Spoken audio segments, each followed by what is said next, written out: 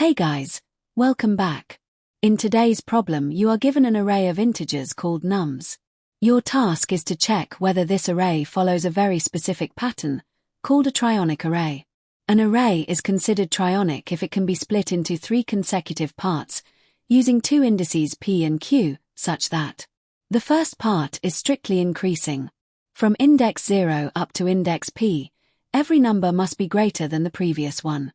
The middle part is strictly decreasing. From index p up to index q, every number must be smaller than the previous one. The last part is strictly increasing again. From index q to the end of the array, the numbers must once again increase strictly. There are also important index rules. P must be greater than 0. Q must be greater than p. Q must be less than n, 1.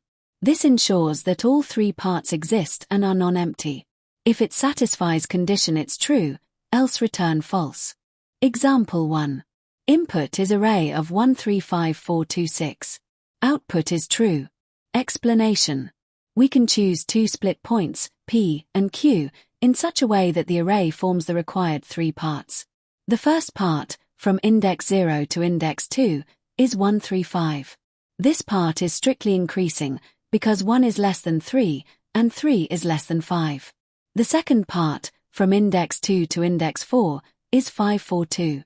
This part is strictly decreasing, because 5 is greater than 4, and 4 is greater than 2.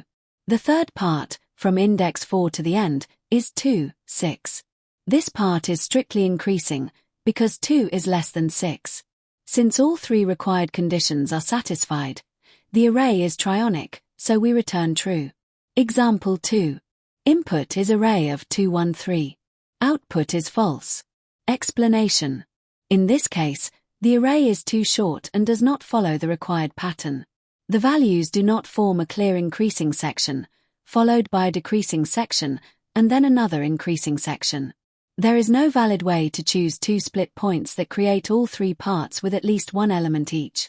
Because the required 3 segments cannot be formed, the array is not trionic, and we return false.